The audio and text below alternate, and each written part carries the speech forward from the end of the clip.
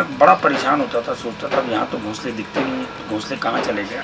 तो बहुत दुख होता था और नई नई बातें आने लगी थी, ग्लोबल वार्मिंग, क्लाइमेट चेंज, मोर समय से पहले गाने लगा था, कोयल समय से पहले कूकने लगी थी। एयर कंडीशन कमरों में बैठ के बहुत बात होती थी। हम सोचते थे हम छोटे थे, छोटे क्या मतलब बड़े हो गए थे, जिम्मेदारियाँ बहुत आ गई थी फादर की डेथ के बाद।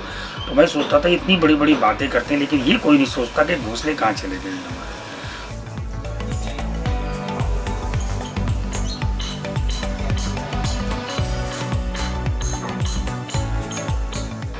उसी दौरान में हमने R&D करके काफ़ी सारी, मैंने और मेरी वाइफ ने, मोनिका ने मिल के हम लोगों ने R&D करी और हमने बेंत की डंडियों से एक स्ट्रक्चर बनाया, जो स्ट्रक्चर बहुत बढ़िया था, जो ऐसा था स्ट्रक्चर बेसिकली।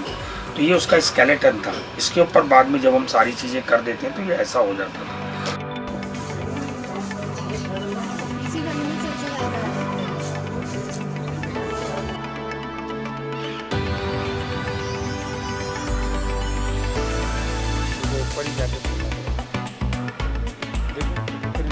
करीबन 20 घोंसले बनाए और हम कैमरा लेके बैठ गए। 3 दिन तक बैठे रहे। लोग निकलते हुए हंसी उड़ाते थे, कहते थे चिड़िया आपके घोंसले में क्यों आएगी, चिड़िया तो अपना घोंसला बनाती है। बैठा हुआ था चौथे दिन कैमरा लेके, 11 सवा 11 बजे लोग निकल रहे थे, हंस भी रहे थे।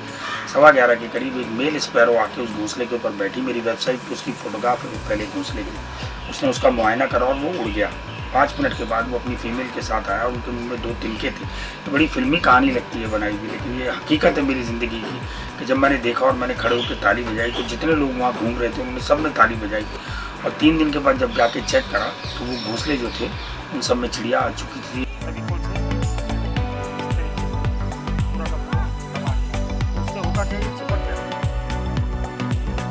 वो चिड़िया हमारी ज़िंदगी का बहुत अभिन्न अंग थी। और आप ये देखिए कि बाइबल से लेकर कुरान, रामायण, सब जगह उसका जिक्र है उस चिड़िया का। वो एक पवित्र चिड़िया है और उसे बचाना हमारा फ़र्ज़ है। अगर हम नहीं बचाएंगे तो आगे आने वाली जनरेशन को हम सिर्फ फ़ोटोज़ में दिखाएंगे क्या।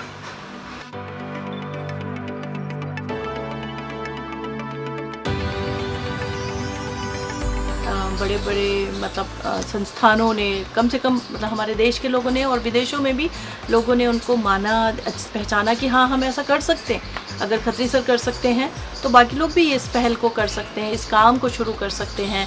छोटी चिड़ियों के लिए नहीं, और भी बहुत सारे एनिमल्स हैं, उनके लिए काम करें।